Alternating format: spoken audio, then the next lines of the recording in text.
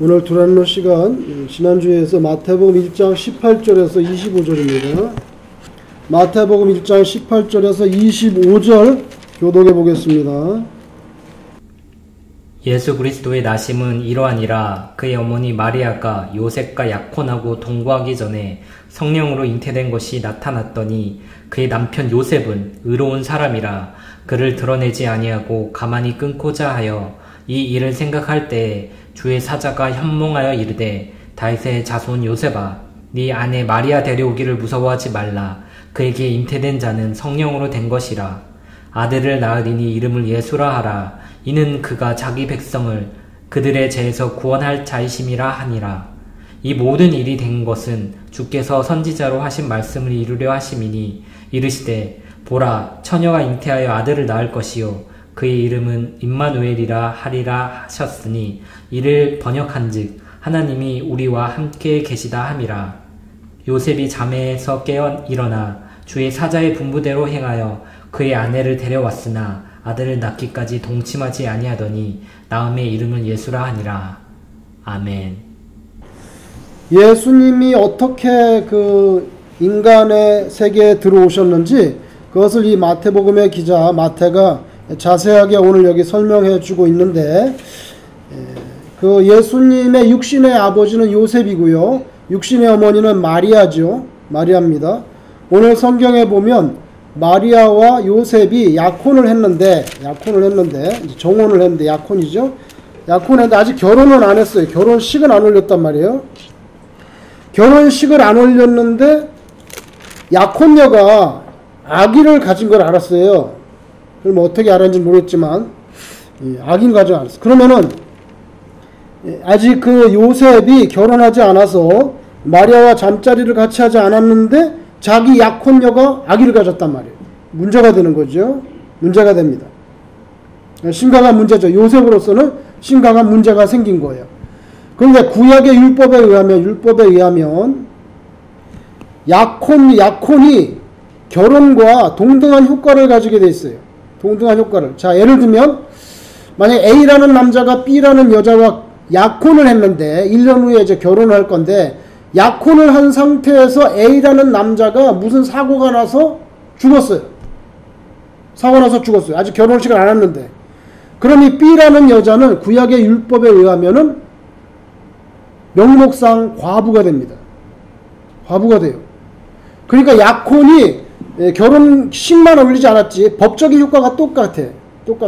오늘 여러분 우리가 지금 같이 교도한 내용에 보면 마리아를 가리켜서 뭐라고 말하는 줄 아세요? 마리아를 가리켜서 뭐라고 말합니까? 20절 보세요. 20절. 자, 이를 생각할 때 주의 사자가 현몽하여 이르되 다윗의 자손 요셉아 마리아를 뭐라고 말합니까? 네, 아내라고 말합니다. 그죠? 아니 결혼도 안 했는데 아내라고 말하고 있잖아요. 동등한 효과를 가져. 자, 이제 요셉은 결단해야 됩니다. 자기하고 잠자리를 같이 하지 않은 거 확실한데 그런데 자기가 그녀가 아기를 가졌단 말이에요. 그래서 요셉에게는 두 가지 방법이 있습니다. 이 사실을 동네방네 떠들어가지고 이제 마리아에게 그 수치를 끼치는 거죠. 동시에 마리아는 죽게 됩니다. 제가 볼 때는 돌에 맞아서 죽을 가능성이 높아요. 그러니까 자기가 동네방네 떠들면 아기를 가졌는지 확인하고 그러면 아마 돌에 맞아 죽을 가능성이 높아요. 그런 방법이 있고, 두 번째는 오늘 여기 모른 척 하면서 그냥 끊어버리는 거죠. 파혼해버리면은 일단 마리아는 동네방네 수치를 당하거나 죽임을 당하지 않습니다. 딴 데로 가버리든지 그건 하여튼 자기가 알아서 할 일이란 말이에요. 두 가지 방법이 있는데 요셉은 후자를 택해서 오늘 성경에 보면 특이한 표현이 나옵니다. 19절에 그의 남편 요셉은 의로운 사람이라 그를 드러내지 아니하고 가만히 끊고자 하여 이 일을 생각할 때에 이게 뭡니까? 동네방네 소문내가지고 마리아가 수치를 당하고 잘못하면 투석형으로 돌에 맞아 죽음에 이르는 그런 방법을 택하지 않고 그냥 조용히 파혼해가지고 헤어지는 거. 그 방법을 하려고 생각하는데 천사가 나타났단 말이에요. 천사가 나타나서 이제 이것이 무슨 그런 사람과의 관계에서 아기가 생긴 것이 아니라 성령으로 아기를 잉태한 것이다. 그래서 그에게 잉태된 자는 성령으로 된 것이니라. 이게 무슨 말이야? 그냥 하나님이 그 마리아의 목을 빌어서 그냥 예수님을 놔두러 아기를 거기다가 이렇게 생기게 한 것뿐이라 이거예요. 인간적인 관계가. 그래서 이건 동정녀 탄생이 되는 거예요. 동정녀 탄생이 되는 거예요. 여러분, 지금 약혼하고 결혼하지 않았지만 결혼과 동등한 권위를 가지고 있는 약혼 상태의 약혼녀가 아기를 가졌는데 그걸 갖다가 드러내지 않고 가만히 끊어버리는 게 그게 의롭습니까? 의로운 게 아니지요. 잘못된 거 밝혀야지. 의로운 게 아니에요. 여러분, 그거는 구약적으로 보면 의로운 게 아닙니다. 그런데 오늘 여기에 보면은 그의 남편 요셉은 의로운 사람이라고 평가해주고 있어요. 완전히 평가가 다른 거예요. 의로운 사람이라면 동네방네 밝혀야 됩니다. 이 부정한 여자라고. 그죠? 근데 그걸 자꾸 조용히 가만히 끊고자 하는 걸 의롭다고 말했단 말이에요. 이거 좀 생각해 볼 문제란 말이에요. 그러면 하나님께서 어떻게 마태의 붓을 통하여 요셉을 의롭다고 그렇게 적어줬냔 말이에요. 자, 여기에 우리가 생각해 볼 문제가 있어요. 그 뭐냐 하면은 항상 정의 편에 서가지고, 자, 무슨 우리 방송국에 문제가 있어. 하여튼 항상 정의 편에 서가지고, 정의 편에 서서 불의한 것을 지적하고 정의를 외치고, 그런 입장에 서는 사람들, 불의를 제거하기 위해서 의로움의 자리에 서는 사람들, 그런 사람들이라 할지라도 그런 사람들의 진짜 속 깊은 마음속에는 그 사람을 불쌍히 여기는, 긍휼히 여기는 그런 마음, 그 영혼을 불쌍히 여기는 그 태도는 가지고 있어야 된다는 거예요. 그게 성경에서 말하는 거예요. 그런 마음이 없어. 자, 어떤 부모가 자식이 잘못하고 있네. 그래서 야, 그거 잘못하고 있어. 똑바로 가. 자, 훈계를 합니다. 훈계도 듣지 않아. 어머니 몰래 그냥 장롱을 뒤져가지고, 제가 아는 분 중에 한국에 국방부 장관 하려고 했던 분인데 헬기 타고 가다가 고압선에 걸려서 돌아오셨어. 국방부 장관 할 사람인데 시한부 인생이에요. 그렇게 별 달고 있으니까 헬기 타고 가잖아. 헬기 타고 가는데 안개 꼈는데 고압선에 걸려서 거기서 즉사한 거예요. 아유, 그 국방부 장관 되실 분의 사모님이, 여기도 수목교회 권사인데 사모님이 졸지에 그냥 남편이 없어졌어. 아이가 방황하고, 아들인데 엄마 속을 썩이고 장롱문을 열고 온갖 그냥 통장 다 가져가서 자기가 비즈니스 다 말아먹고. 그럼 여러분, 부모가 자식을 갖다가 훈계해야 되잖아요. 그리고 막 어린아이라면은 체벌도 하고 회초리도 때리고 할 수 있죠. 근데 여러분, 거기서 보세요. 부모가 자기 자식이 잘 되는 마음으로 훈계도 하고 채찍도 회초리도 때릴 수 있지만 아주 때려가지고 죽도록 때려가서 죽어버렸어. 그럼 돼, 안 돼요? 안 되는 거죠. 그런 일이 있어서는 안 되는 거예요. 체벌할 수도 있고 훈계할 수 있지만 그냥 체벌하다가 죽도록 때려서 죽어버리면 안 되지. 그 마음의 본바탕은 뭐예요? 내 사랑하는 자식이 올바로 세워지기를 바라는 마음을 가지고 때리고 말도 하고 꾸짖기도 하고 하는 거죠. 성경에서 말하는, 여기서 가르쳐주는 그거라는 거예요. 정의에 쓰는 거 좋다 이거예요. 정의에 쓰는 거 좋다 이거예요. 불의한 거 지적하고 투정하고 항거하는 거 좋다. 그러나 그 본래 마음속에는, 그래서 당신이 바른 길로 다시 온전하게 세워지기를, 하나님 앞에서 바른 인생이, 의로운 인생이 되기를 바라는 마음으로 훈계하고 때려야지. 그냥 때리기 위한 때림, 그것은 또 다른 폭력 그 이상도 이하도 아니다. 그래서 오늘 요셉은요, 그냥 가만히 끊고자 했는데 하나님께서 그 마음을 산 거예요. 그 마음을, 그 마리아를 불쌍히 여기는 마음, 마리아 불쌍히. 내가 이걸 떠벌렸다가는 이 여자는 곧 사망에 이를 텐데, 그 불쌍하냐, 무슨 일이 있었는지 모르겠지만 내가 그렇게 안 봤는데, 그러면서 그럼 여기서 빠이하자, 이렇게 그 긍휼히 여기는 마음을 있었는데, 그래서 하나님께서는 그 마태를 통해서 이 복음서를 기록할 때 요셉을 가리켜서 간단하게 의로운 사람이라 이렇게 기록해 줘 버린 거예요. 우리 이거 깊이 생각해 봐야 된다는 거죠. 그죠? 그래서 여러분, 누구를 대하시거나 무슨 일을 할 때 그 마음 깊은 속에는 궁극적으로는 파지티브하고 건설적인 컨스트럭티브한 애티튜드를 가지고 일도 하고 사람을 대해야지. 예? 그게 없이 그냥 쥐어받고 때리고 훈계하는 그것은 하나님 앞에서 별로 의롭게 인정받지 못한다. 그래서 요셉의 이 모습은 우리가 살만하다. 그리고 여러분, 여기에 왜 굳이 하나님께서 이렇게 뭐 성령을 통해서 아기를 갖게 하셔야 되느냐. 그래서 우리가 그래서 동정녀 탄생이라고 그러거든요. 그죠? 그 이유는 간단합니다. 신학적으로 이 세상에 태어나는 모든 인생들, 이 세상에 사는 모든 인생들, 자연 출생법으로 태어나는 인생들은요, 원죄를 가지고 있다고 보는 거예요. 신학적으로. 그 뭐냐면, 아담과 하와가 선악과를 먹었는데, 그 선악과를 먹어서 그 영혼에 더러운 죄가 딱 묻었는데, 표범에 반점이 있으면 새끼를 낳으면 또 표범이 나오네. 또 반점 있네. 아, 나는 반점 싫어. 그래도 할 수 없어. 너는 표범 새끼야. 또 반점 생기니까. 아, 나 싫어. 싫어도 안 돼. 너는 유전이야. 아, 나는 아담과 하와 원죄 싫어. 할 수 없어. 그래서 원죄가 유전됩니다. 그래서 남자와 여자가 결혼해서 아기를 낳는 것은 아담의 혈통으로 내려오는 그 원죄를 끌어안고 있어요. 원죄를 가진 사람이 어떻게 인류를 구원합니까? 그래서 하나님께서는요, 원죄가 없는 구세주를 보내야 되는 거예요. 그래서 요셉과 마리아가 결혼해서 아기가 생기는 것이 아니라 그냥 마리아의 몸만 빌은 거예요. 몸만 빌어서 하나님이 그냥 아기가 생기게 한 거죠. 그래서 동정녀 탄생인데, 이것은 이사야가 예언했던 내용이에요. 이사야가. 한번 보죠. 7장 14절. 이사야 선지자가 구약시대에 예언을 합니다. 근데 이상한 예언을 했죠. 이사야 7장 14절. 이사야가 예언을 합니다. 자, 같이 읽겠습니다. 시작. 그러므로 주께서 친히 징조를 너에게 주실 것이라. 보라, 처녀가 잉태하여 아들을 낳을 것이요 그의 이름을 임마누엘이라 하리라. 이거 보세요. 징조를 줄 거다. 징조. 누가 메시아인지 우리가 어떻게 합니까? 아니 뭐 메시아라고 뭐 이마에 쓰고 다닙니까? 메시아라고 명찰 달고 다닙니까?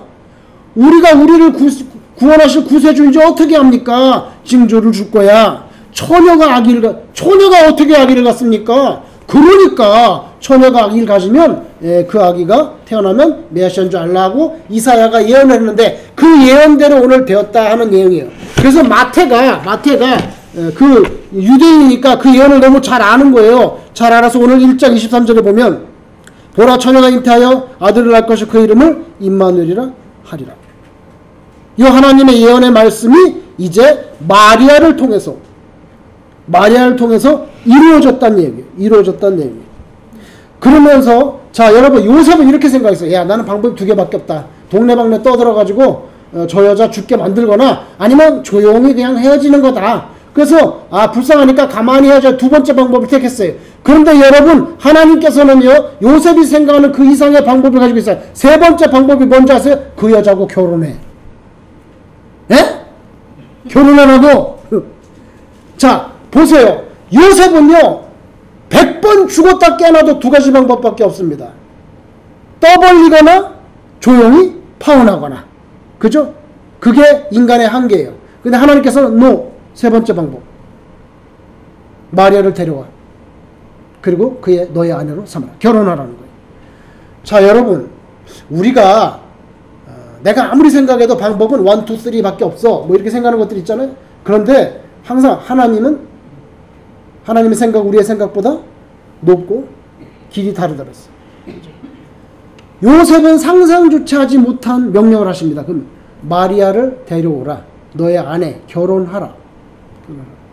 그래서 여러분, 우리는요 항상 겸손할 필요가 있어요. 내가 100번을 생각해봤는데 이게 맞아. 내가 틀릴 가능성은 0.01mm도 없어. 요셉이 지금 그렇게 됐잖아요. 근데 아니야. 그래서 여러분, 우리는 이 땅에 사는 동안에 내가 알지 못하는 스토리, 내가 알지 못하는 어떤 가능성, 특별히 우리 신앙 문제에 있어서 하나님과의 관계성에서 그것이 있다는 것을 반드시 인정하고 항상 험불해야 돼. 험불하지 않으면 문제가 돼요. 자, 요셉이요 조금 마음을 바꿔먹어서 만약에 동네방네 소문을 냈어. 소문 내서 마리아가 돌에 맞아 죽었네. 그럼 예수님 태어나 못 태어나요? 못 태어납니다. 자, 보세요. 요셉은요, 정정당당합니다. 요셉은 잘못한 거 없습니다. 부정한 여인을 동네에 고발하는 거 당연합니다. 율법적으로 맞습니다. 틀린 거 아닙니다. 아무도 요셉에게 잘못했다고 말할 수 없습니다. 여러분, 율법적으로나 양심적으로나 상식적으로나 도덕적으로 100% 요셉이 맞습니다. 그런데 문제가 있어요. 그런데 요셉이 만약 그렇게 했다면 요셉은 하나님께서 이 세상에 메시아를 보내고자 하는 그 엄청난 구속의 역사의 회방꾼이 됩니다. 그죠? 구세주를 태어나지 못하게 하는 사람이 되는 것입니다. 완전히 다른 스토리라고요, 이거는. 그죠? 그렇잖아요. 그래서 항상 정의 편에 있다, 내가 옳다, 뭐 이렇게 해도 혹시 내가 틀렸을 가능성도 있어. 내가 모르는 스토리가 기다릴 수도 있어. 그죠? 어제도 저 그런 일을 당했어. 내가 아무리 생각해봐도 내 생각이 맞아. 그래서 대화를 하는데 대화하고 웹사이트를 딱 열어보니까 내 생각이 틀린 거예요. 근데 다행히 제가 대화를 할 때 내 말이 맞다고 이렇게 안 했어요. 갑자기 나도 그 생각이 난 거야. 이러다가 틀릴 수도 있지, 내가. 틀릴 수도 있지 않고 내가 화가 여기까지 올라오는데 꾹 참고 대화를 해보니까, 그리고 웹사이트를 해서 검색을 해서 조사를 하니까 어느덧 스토리가 있는 거예요.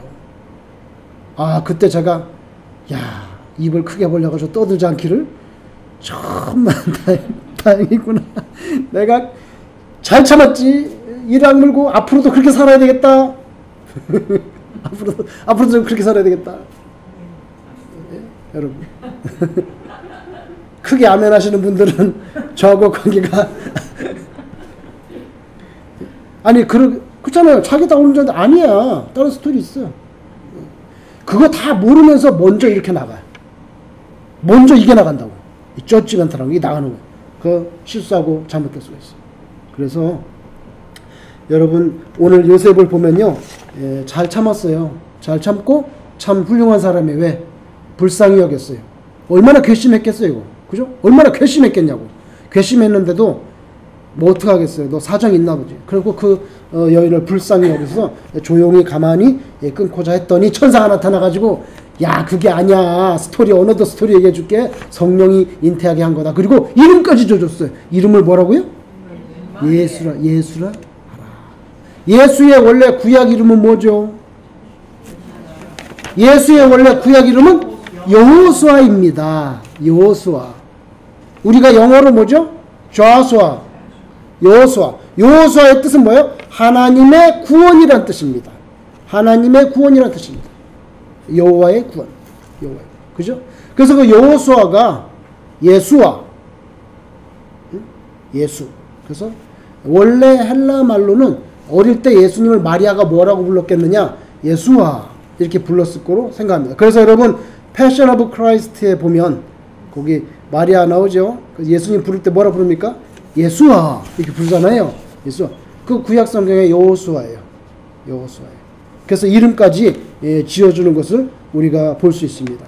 자, 여러분, 우리가 막 말을 하고 싶을 때가 있어. 그게 뭐 분노인지 교만인지 아니면 뭐 내가 남을 설득하기 위해서 뭔지는 모르겠지만 하여튼 내가 지금 말을 많이 해야 되고 싶어. 해야 될 때 지금 말을 많이 해야 돼. 입을 열어서 말을 많이 해야 돼. 자, 특별히 다른 사람 인생에 획을 그을 수 있는, 그런 중요한 말인 것 같았다. 그럴 때는요, 좀 생각을 해보고 말해야 돼. 한 일주일 후에 말해도 괜찮아요. 죽지 않아요. 왜냐하면 너무 말을 빨리 발설했는데 어느덧 스토리가 기다리고 있으면 그 사람과의 관계가 완전히 끝장나버리는 거예요. 끝장나고 다시 회복이 안 돼요. 그죠? 그래서 말이 하고 싶을 때일수록 기다려봐야 돼요. 한 일주일 지나면 다 삭으면 아이고, 안 해도 될 말이었네. 그때 잘 안 했어. 그죠? 근데 일주일이 다 지났는데도 점점 세져. 점점 강화돼. 이건 얘기를 해봐야 되나 보구나. 해봐야 되겠구나. 이렇게 될 수가 있어요. 자, 여러분, 한 가지 여기서 말장난 같은데 솔직함. 자, 요셉 만약에 솔직하면 어떻게 돼? 동네방네 떠들어야 돼. 이 결혼도 안 했는데 아기를 가졌다고 그럼 다 죽는 거예요, 그 여자는. 솔직함? 또 다른 한국말이 있어요. 그 뭐냐면요, 경박함이 있어요. 경박함. 근데 인생들이 주로 헷갈리는 게 몇 가지인데 그 중에 하나가 뭐냐면 내가 솔직하다는 거. 나 솔직한 사람이야. 나 솔직한 사람이라고. 근데 그렇게 말하는데 솔직한 것과 경박한 것을 혼돈하는, 물론 겉으로 보면 솔직하지만 경박해서 모든 일을 그르치고 인간관계를 무너뜨리는 거예요. 조심해야 돼. 나 솔직한 건 좋은데 한 3개월 1년 지난 다음에 너 솔직한 건 맞는데 경박했어, 그런 센텐스가 내 스스로에게 떨어지지 않겠는지 재차 곱씹어 봐야 돼. 재차 곱씹어야 돼. 여러 번 곱씹어서 그렇게 발언해도 듣지 않아요. 자, 오늘 저는요, 요셉이 그런 솔직함과 경박함 가운데서 잘 처신했다고 생각해. 그래서 하나님께서 이 땅에 구속사를 펼치기 위해서 메시아를 보내려고 하는데 최고로 악마 같은 회방꾼이 되는 길을 벗어났어요. 잘했어. 그리고 마태를 통해서 의로운 사람이라는 칭찬까지 받았어요. 이거 중요합니다. 그리고 또 한 가지, 그렇게 해서 마리아를 데리고 오면 동네방네 소문, 아, 저 여자는 말이야 결혼도 안 했는데 무슨 애를 낳대.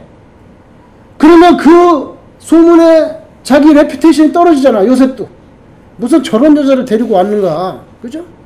그럼에도 불구하고 하나님의 사자가 말씀만 하니까 순종합니다. 순종하죠. 인간적인 평판 이런 것보다 하나님의 말씀에, 천사를 통해서 주신 말씀에 순종합니다. 이거 대단히 중요합니다. 요것도 믿음 약한 사람은 하기 힘들어. 내가 그래가지고 무슨 욕으로도 몰라고 동네방네 내가 매장당할 텐데. 여러분, 잠언 15장 28절 한번 읽어보고 마치겠습니다. 잠언 15장 28절. 참 멋있는 말씀이 나옵니다. 하나님의 말씀이지만 참 멋있는 말씀. 잠언 15장 28절 927페이지 28절 천천히 한번 읽어보겠습니다. 시작. 의인의 마음은 대답할 말을 깊이 생각하여도 악인의 입은 약을 쏟느니라. 아멘. 이렇게 됐습니다. 저는 이 말씀이 요셉에게 잘 어울리는 말씀인 것 같아요. 여기 의인의 마음은 대답할 말을 깊이 생각한다 그랬어요. 조용히 가만히 끊으려고 했어요. 떠벌리지 않고. 정말 그랬더니 하나님께서 마태를 붓을 통해서 의로운 사람이라고 칭찬해 줬네요. 오늘 여기 말하잖아요. 의인의 마음은 대답할 말을 깊이 생각하여도 악인의 입은 악을 그냥 확 쏟아내버려. 보통 그렇게 확 쏟아내는 말은 거의 다 쓰레기야. 그래서 저도 살면서 요셉처럼 말을 조심하고, 또 자기가 아무리 옳다고 생각해도 또 한 번 생각해보고, 또 한 번 더 알아보고, 그죠? 어저께도 그런 일이 있었던 것처럼 거기서 안 참고 막 내 말을 옳다고 떠들었으면 어떻게 되겠어요? 관계도 무너지고 창피하기도 하고, 그렇죠? 그러니까 여러분, 인간의 생각과 하나님의 뜻이 상당히 다를 수 있다 하는 것에 대해서 가능성을 열어놔야 돼. 야, 당신은 안 돼. 당신은 자타가 공인해서 당신은 끝이야. 당신은 뭐 낙제야. 근데 하나님은 아니야. 다시 살릴 수도 있어. 모르는 거 이거는. 그죠? 그래서 항상 너무 빨리 마침표를 찍는 거 위험해. 자, 요셉이 그거 잘해서 의로운 사람이 됐습니다. 저와 여러분에게도 하나님의 그런 은혜가 좀 있기를 주의 이름으로 축원합니다. 우리 예수님 가르친 기도를 드리겠습니다.